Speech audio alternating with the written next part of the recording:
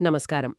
ఈరోజు మనం ఆహ్, మనకందిన ఈ సమాచారం బట్టి చూస్తే, ఈ సీజన్‌లో సహజంగా వచ్చే జలుబు, దగ్గులున్నాయి కదా! అవునవును.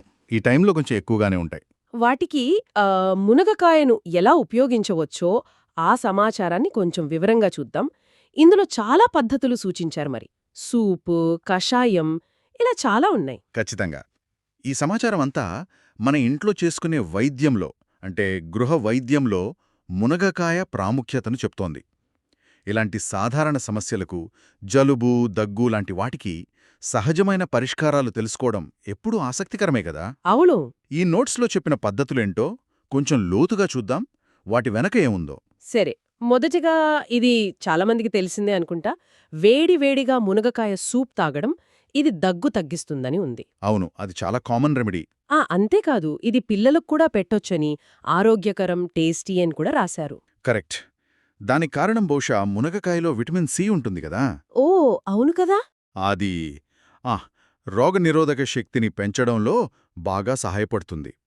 ఈ నోట్స్లో ఇంకా ఏమన్నారంటే, ఇది ఛాతీలో పట్టేసినట్టుంటుంది కదా, కఫం. అవును, ఆ కంజెషన్. ఆ ఆ చెస్ట్ కంజెషన్ తగ్గిస్తుందని, ఇంకా శ్వాస మార్గాలను కూడా శుభ్రం చేస్తుందనుంది. మునగకాయతో శ్వాస మార్గాలు క్లీన్ అని రాశారు. అంటే ఊరట ఇవ్వడమే కాదు, లక్షణాలను తగ్గించడంలో కూడా పనిచేస్తుందన్నమాట. అలాగే అనిపిస్తుంది. ఇంకా సూప్ కాకుండా ఆకుల గురించి కూడా చెప్పారు.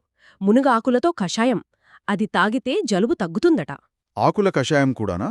ఓకే. అలాగే ఆకుల పొడిని రోజూ తీసుకుంటే ఇమ్యూనిటీ పెరుగుతుందని కూడా ఉంది.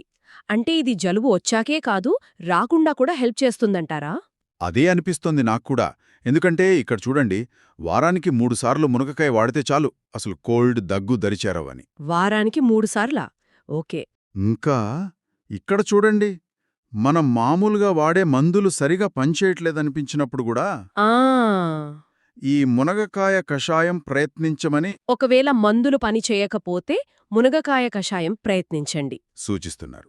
అంటే దాని ఎఫెక్టివ్నెస్ మీద వాళ్ళకి నమ్మకం ఉన్నట్టుంది. అవును, అది కొంచెం ఇంట్రెస్టింగ్గా ఉంది. సరే, ఆకుల కషాయమే కాకుండా ఆకులతో గార్గిల్ చేయడం కూడా మంచిదనంటున్నారు. గొంతు నొప్పి, ఇన్ఫెక్షన్ లాంటి వాటికి. ఆకుల గార్గిల్. అవును, గొంతు ఇన్ఫెక్షన్కు మంచిదట. ఇంకా వెల్లుల్లితో కలిపి మునగకాయ వేపుడు చేస్తారు కదా! ఆ ఫ్రై. ఆ వేపుడు తింటే శరీరంలో వేడి పెరిగి శ్వాస మార్గాలు క్లీన్ అవుతాయని కూడా ఉంది. అంటే వేర్వేరు లక్షణాలకు వేర్వేరు పద్ధతులు సూచిస్తున్నట్టున్నారు. అవును, కేవలం లక్షణాలే కాదు, ఇంకో విషయం కూడా చెప్పారు. శరీరాన్ని శుభ్రపరచడానికి, అంటే డీటాక్స్ చేయడానికి కూడా మునగ పనికొస్తుందట. డీటాక్స్ కూడానా?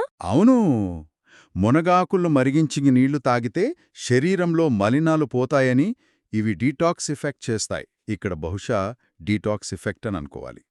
ఇంకా వేపాకుతో కలిపి కషాయం చేస్తే, వేపాకు కూడానా? ఆ వేపాకు, మునగకాయ కలిపి కషాయం చేస్తే శరీరం పూర్తిగా శుభ్రపడుతుందని, వేపాకు ప్లస్ మునక్కాయ కషాయం ఇది శరీరాన్ని పూర్తిగా శుభ్రం చేస్తుంది కూడా ఉంది. అంటే ఇది కేవలం జలుబు, దగ్గులకే కాదు, ఓవరాల్ హెల్త్కి మంచిదనేలా ఉంది. నిజమే. ఇంకో పాయింట్ ఏంటంటే, జలుబు మొదలవుతోంది అని కొంచెం అనుమానం రాగానే, ఆ ఆ ఫస్ట్ సిమ్టమ్స్ కనిపించగానే అవును, అప్పుడే మునుమ వాడితే వెంటనే రిలీఫ్ వస్తుందని. జలుబు మొదలవుతోందనిపించిన వెంటనే మునగ వాడండి, తక్షణం ఉపశమనం కలుగుతుంది కూడా చెప్పారు. అంటే ముదరకుండా చూసుకోవచ్చనమాట. ఖచ్చితంగా.